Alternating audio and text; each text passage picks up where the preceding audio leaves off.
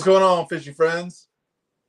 I'm excited to be here with you guys tonight for the Southwest Florida Fishing Report.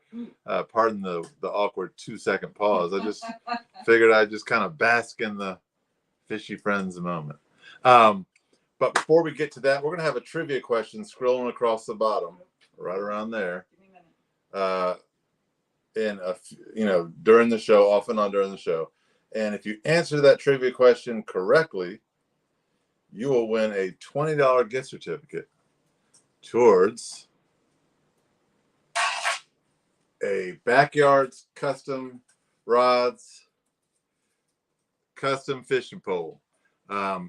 This one I put to good use yesterday. If you've been watching anything that I've been posting on Facebook, I caught, I don't even have a measuring tape, but I do know that from my elbow to my finger, it's 20 inches. And it was 2.5 of those. So I'm calling it a 50-inch cobia. That beast was a monster beast. And this rod handled it really well. This is a 4,000 reel. And, it put a bend to this rod. But, man, this thing really did stand the test. When I was trying to land that fish, or when I was trying to handle that fish on the boat and get it back in the water, the cobia whipped its tail, and actually I had another rod standing on the deck. The Lady C was sitting on the deck. Lady C will say, "Gear adrift, sink ships." Yes. And the cobia whipped its tail, and it just hit the tip of this fishing rod, my other rod, not my Steve Fogel special here, and it just completely annihilated the top 3-4 inches of the rod. So. Yeah, it was worth it though. So I'm going to go ahead and bring in the man of the half hour, Mr. E. How are you doing, sir? Good. How are you guys doing tonight? I'm doing well. So, honestly, you can answer the trivia question tonight, or you can tell me how to do one of two things. The first thing is to get my hat bill flat, like my boy E here. Like, I'm trying to stay young and cool, And speaking of staying young and cool, like, I'm tired of flexing when I'm on camera, right? Sucking the scud in. So if you can give me like a miracle cure where I don't have to exercise and I can stay trim and fit, then you get the prize. Honestly, if you can give me that, I'll buy you a fishing rod. Where I don't have to exercise and I can be trim and sleek. E, what's going on, bro? How you been?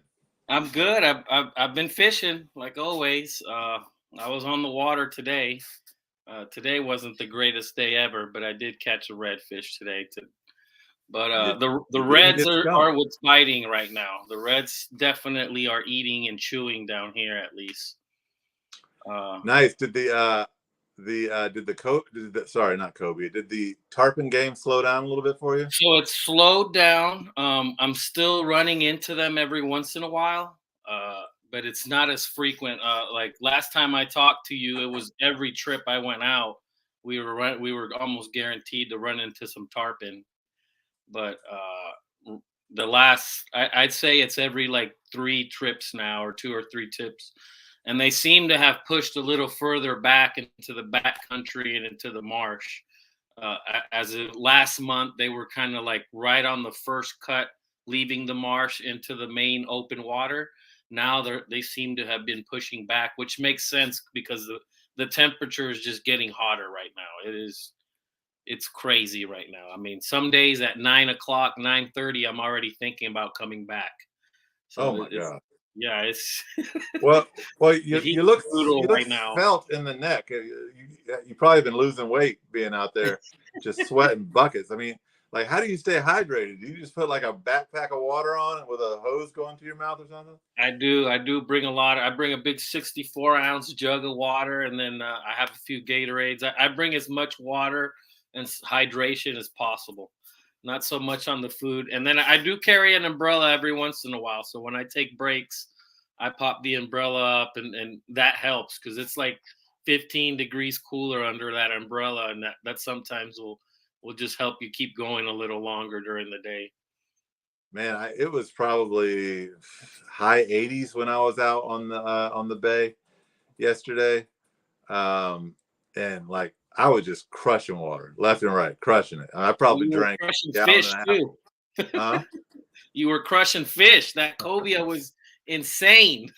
Yeah, man. I mean, that was. I mean, this is the Southwest Florida Fisher Report, so we're gonna stick to that. But I will Right. say, I got to witness one of the coolest things, and it was imagine like a circle with the circumference about the size of a football field. So Yeah, there's yeah. about 30 boats around this circumference, Oh and wow. they all were going to the same thing, which Okay. was, I mean, I'm talking about countless bull reds, all up on the surface boiling. And it was like you were at the wave pool at a water park, like just whoosh, churning that water. And it was nothing but orange. It was one of the coolest things. I mean, if it sounds like I'm exaggerating this, like take it 2 times farther. Like it I've was seen that videos of it. I've never witnessed crazy. it personally, but I've seen videos of that. I could And I mean, imagine just what that looks like. looking around this circle, just bent stick after bent stick. I saw one boat quadrupled up Nice. 4. That's a good Just day for that captain. everyone bent over, and yeah, I mean, I could talk about redfish all day long about how well they're regulated from here all the way to Texas, but like every single one of those fish, people caught them, and nobody's going to try to put that in their cooler because everyone's watching, and every single one of those fish went right back into the water and swam off. But tell us about the redfish down there in Cape Coral. Yeah, well, they're chewing and they're chewing on everything: artificial, live bait. I brought some of a lot of the ones you'll see are the same stuff that I always show, but I'll show them again in case there's some new Sure. people. And Yeah. then this one is the number one. If you're a new person at home, go ahead and say hello. If you say hello and that you're new, I will send you something tonight. I mean, I'm not gonna send it tonight. The post office is closed, but I'll send it in the morning. They're I'll gonna send you hold you to something. that. They're Just, gonna hold just, you to that. just write in the chat. I'm new. Never seen this before. What's up? Here's Go the ahead. other one that I've been using. This is a Wise Guys tackle one. This is another one that's been very successful. This one you guys seen, but I've been pairing it up with. You might notice the jig head now. Yeah, man. GI Yep, jigs. yep. You guys gave me some of those, and I've been using it paired up with this one, just How with did some you? murky water. It's been How did working you? great. How do you still have those though? I didn't give you that many. Did I? Or I didn't. you just not? I put them away, and I didn't know I put them away, and I found them the other day, so I Yeah. started using them. So that's like a 3/16 then, right? I think this. I'm not sure the package.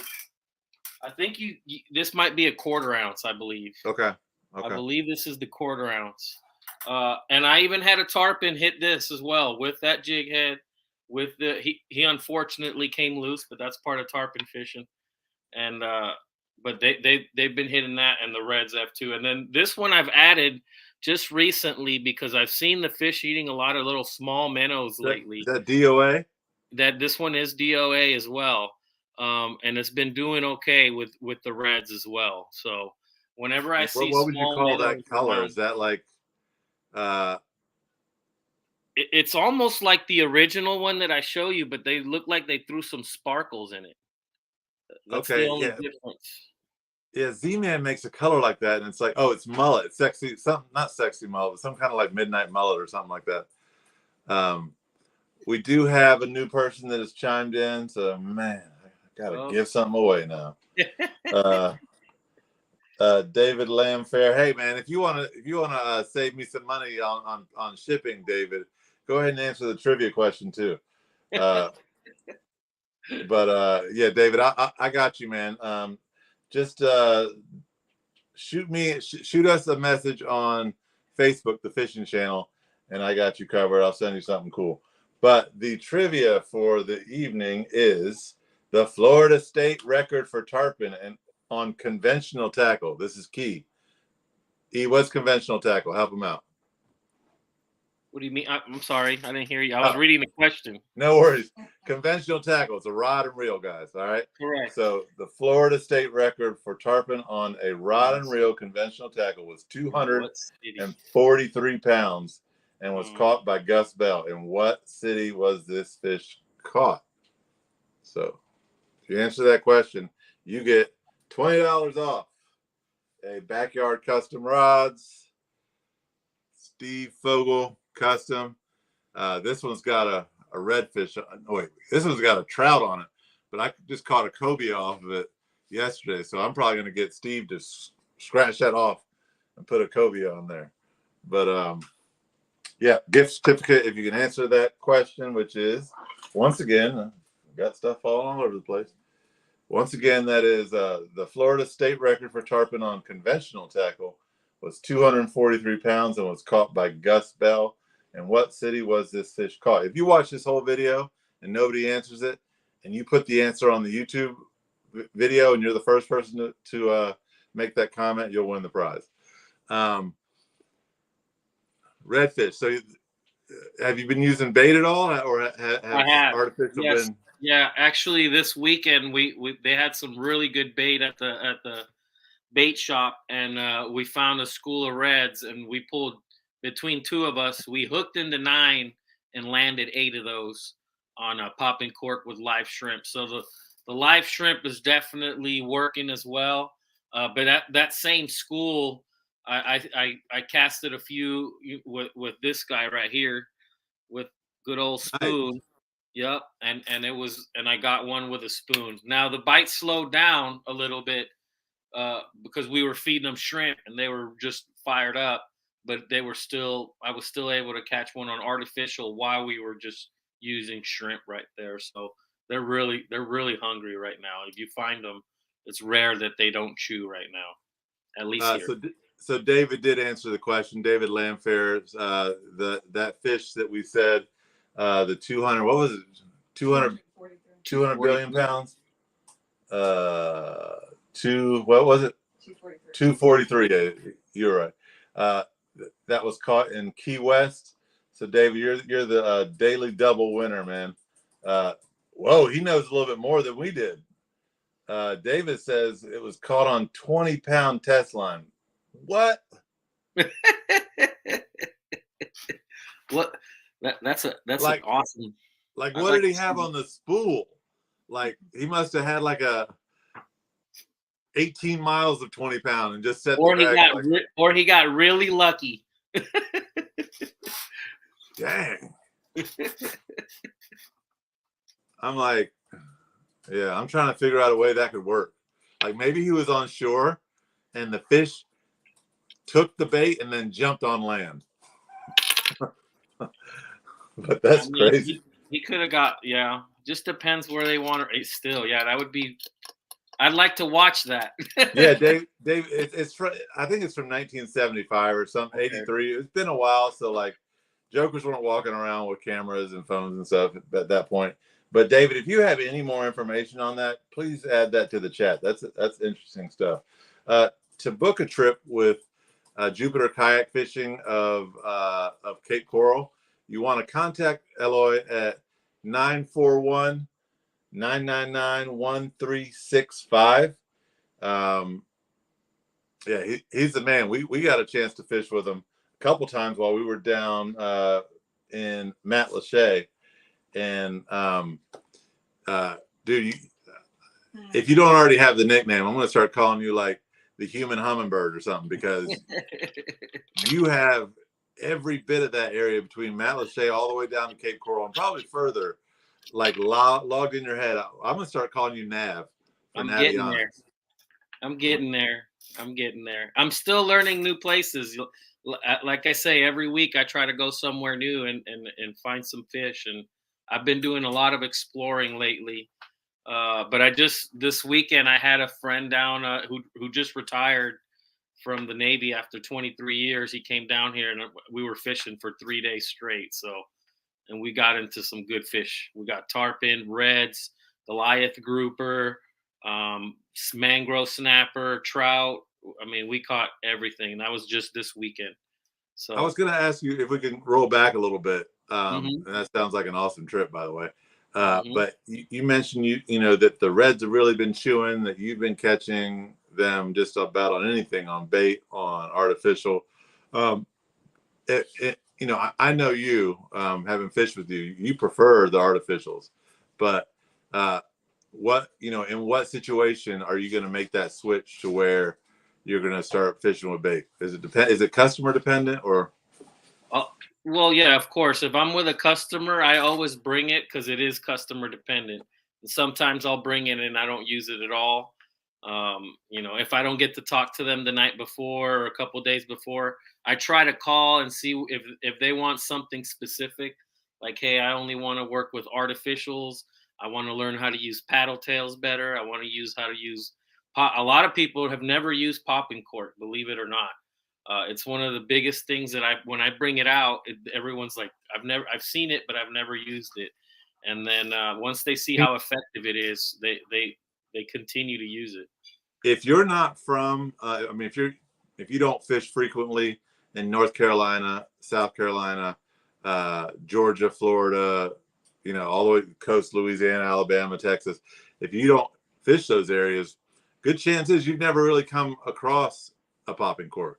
Right. Guys use them up here on the bay, and you know, I'm slowly getting proven wrong. I used to think because we don't have mini shrimp, although that's starting to change up here, that a popping cork wouldn't work. And, you know, people are slowly starting to prove me wrong, but it's just not done up here in nearly the regularity that it is down where you are. I mean, Florida, good grief. Popping cork is like, you know, if you're a fisherman, that's like learning your ABCs. Absolutely. And you guys are fishing deeper water too. I think that has to do with it. I'm usually fishing 5 feet of water or less. So, you want to have something that you can put in different layers of that water. And if you got, Yeah, I'm sure you're we, fishing way deeper water. I mean, yesterday for those bulls for sure. Um, Yep. but I mean, there's all sorts of times, you Right. know, where we're fishing in 3 to 5 feet of water over rock, where it's actually a good, Yes. it's a good fit. Yeah. I Um, think that'd be a perfect technique over rock, especially. Absolutely. yeah. What else is going on down there in Cape Coral? So you said Reds is really the main target. Um, I guess if you I, have kids or inexperienced anglers, you might take them for mangrove snapper. Yeah, yeah. I mean, the mangrove bite has been good as well. I've been filling up the freezer slowly. That's like one of my favorite inshore fish to keep, and most of the time, it's what people want to keep when they do go out with me. So that definitely is always around, but def they're always here, you know. Yeah. And then just I think it was last week or 2 weeks ago, I caught a 35-inch snook, so that was pretty nice. So the Sweet. snook, yes, Whew. yeah. There were a lot of them there. Most of them were about 12 inches. Like I was in a school for a while, and then there was one hog in there mixed in with those 12 inchers, and now it's the new PB, personal best, 35 inches. Yeah. Oh Pulling yeah. that drag, wasn't it? Yeah. Yeah. I'm working on the video right now, or actually, I think I posted that one, but I'm working on some other videos. Man, that's good stuff. Um, let's get into your business because guys, I mean, first of all, let me go ahead and talk about the region before we get into how awesome Jupiter kayak fishing of Cape Coral is. This region, I mean, there's a lot of places where owning a boat, you know, puts you head and shoulders in terms of advantages above another angler or a kayak angler. Um, this is not one of those areas. Uh, it's Cape Coral all the way up to Matlacha and all those areas down there. I mean, that is a kayak fishing paradise. Um, it's also not a great spot for you to just dunk a kayak and to start throwing lures and think you're going to do well. It's a fishing, you know, it's a great fishery, but you need an experienced guide. And the guy sharing the other half of the screen with me is just that. I mean, he lives and breathes this stuff. Um, I mean, my nickname for him is evolving as the show goes on, but for right now, it's Navionics is what I'm going to call him, or Navi. Yeah, so E or Navi, if someone's going to come fishing with you for Jupiter kayak fishing of Cape Coral, what should they expect? Our goal is the best experience that you'll ever have in a kayak or just in a fishing charter period. I am very honed in on making sure that the client is happy, and that starts from the moment they get there, me being ready, me having the best kayaks, the best equipment. We carry Hobie kayaks, which in my opinion are the best kayaks out there. There's very few that are even in the same level to compete with them. I go out and get all the shrimp, everything you need. The only thing you guys need to provide is your own fishing license, and then the only reason for that is we can't do it ourselves. And everything else we'll take care of. The rods, reels, line, all that kind of thing. Everything you need for fishing, and then some. We provide towels, we provide everything. If you're a more experienced angler, I have stuff in the kayak that you can do yourself. If you want to tie your own stuff, you don't have to. That's what I'm there for. I'll tie all your knots, but if you want to do your own stuff, I provide that as well. And if you're an unexperienced angler, then I'm there step by step and helping you out and showing you everything that I know, based on their ability. So I adjust every day I have a client, because every client is different on their abilities of fishing or not. So we try to take care of everything. My wife, she takes care of all the scheduling as well. So she will send messages to people the night before. I mean, there's nothing you really have to worry about but getting there on time or whenever you do, and then we'll go fishing. So, little known fact, everybody, I am a licensed kayak guide for the state of Maryland on the Chesapeake Bay. If you reach out to me and ask me to take you on a trip, the answer will be a quick no. that was years ago. But one of the reasons why I don't is because when I was thinking about this, I was like, I took a guy fishing with me one day, and he didn't have a whole lot of kayak fishing experience, and it all came full circle to me right then and there. I was like, this isn't like, if you haven't done this before, if you haven't learned how to pedal and reposition, and if a fish hits, how to deal with a big fish if he hits, or any landing a fish, any of these things, it's a huge learning curve. What sorts of things can you, and I hope I haven't scared off any potential customers, what kind of things can you do, for like a new angler?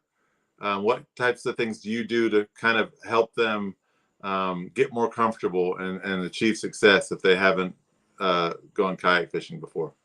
Right. So when I see that there's a new angler, and I see that I'm going to have to be working most of the day on just casting, and the first thing is working on the casting, and I usually try to find something a little less vigorous than reds and snook. I'll go and find some trout, maybe some snapper, something a little easier, just so they can feel what the rod feels like when a fish takes. When you reel, when you don't reel. When you reel down, pull up. So just how to use the rod and reel is my first priority. Besides the kayak as well. And that's why our tours are 6-hour tours. I'm not rushing, and I'll tell you that most of the time I go over on all my charters. He does. My goal is for you to have the best experience. Mm-hmm. If it takes longer to do that, then we're going to take longer to do that. As long as they can handle it, I'll definitely be able to handle it. So once they adjust, then we start moving on and looking for the bigger fish, and then we start working on retrieves if they want to do some artificial. But most of the time, if it's someone new, I try to stay with the live bait. It's much easier, and for people that are just learning, it's the best way to go out and fish. A lot of people want to learn. They're only going to fish every other weekend or every weekend. And I always tell people, if you're only going to fish every other weekend or every weekend, you should always bring bait, because your times for fishing are limited. And some days it's just they don't want artificial. I've had those days where Hmm. I've been around the schools, I've been around all of everything, and then as soon as I put a shrimp in their face, that's where everything starts. In your area, what do you think triggers that lockjaw for anything except for live bait? It could be anything from a storm, but right now it's the heat. I think the heat, because after a certain time in the day, and it just depends. It's almost when you're ready to start leaving. It's almost when they stop chewing. I think and it's Mm, because of the heat. It gets so hot, and or they push way under the mangroves, and that's when that popping cork comes in handy, because you don't have to go under the mangroves. So. yeah. And that's the other thing. It's not that I think they stop chewing completely. It's they just go hiding way back in the mangroves, and they're just sitting Mhm. in the shade, cooling down like I wish I was. Yeah. Yeah. I can only imagine. I mean, we Right. were down there in April, and April. Yep. in the middle of the day, it was hot. That's Uh, it's yeah. the Yeah. way Yeah. it Yeah. is. I get it. Yep. One thing I wanted to add about that novice fisherman, one other amazing thing about this area that we're talking about, if you visit Matlacha, if you visit Pine Island, if you visit Cape Coral, is all this kayak water that he's going to take you to is going to be less than 5 feet of water. He's also got Hobie kayaks, which he said are the best. It's hard to argue that. Um, I fish off of a lot of kayaks, and Hobie's right up there with the very best ones I can think of. But also, they're really stable. You're not going to fall out. And even if you do in that area, you're almost always fishing in what, 4 or 5 feet of water. Yes. So worst case scenario, you got a life jacket on. He's not going to let you not wear a life jacket. And worst case scenario, you fall out. You're probably going to be able to stand and get right back in. So guys, I can't recommend this guy enough. Just quality character, the whole 9 yards. Former military guy, uh, family man. And it's been great for us on this show. Yeah, can't recommend him enough. Lady C wanted to add. Uh, she says hello. He says hello to you, Lady C. Lady C says, your fishing for dummies video on YouTube is great. So that adds to that newbie perspective, if you're thinking about it. And guys, kayak fishing is a challenging sport, but I have no question in my mind that Navionics Custodio here will simplify the process for you and have you on fish in no time. Anything going on in your world that you want to share with us before we sign out? No, not much. The only thing is we're gonna probably start promoting more multi-day trips. It seems to be working out a lot better. When I've had a few of them this year, and it's nothing that we've ever pushed, but I think we're gonna push it. So if people come out, you come and pay to fish with me 2 days, or you can go to a charter captain and fish for 6 hours, for almost the same price as you get 2 days of fishing with us. So Dude, we're going to be running some promotions here soon. We're trying to figure out some details on how we want to do it, but I think we're going to do multi-days, and hopefully that'll get some stuff going off. so multi-day for the price of a 6 hour trip on a boat, and you could get tarpon pretty much all year round, Correct. snook pretty much all year round, Yes. redfish pretty much all year round, trout pretty much all year round. I mean, the list goes on and on. Cobia at times, right? Uh, Yeah, they seem to have been. They're up north over there. They're where you're at. you know what? I probably just caught the one that spooled Lady C. Oh man! Ouch! Hey, you know what though? I can't I can't be too specific, man. I don't know if people are like this in your area, but up here, you like you have to be so vague with details, Oh or yeah. people will freak out on you.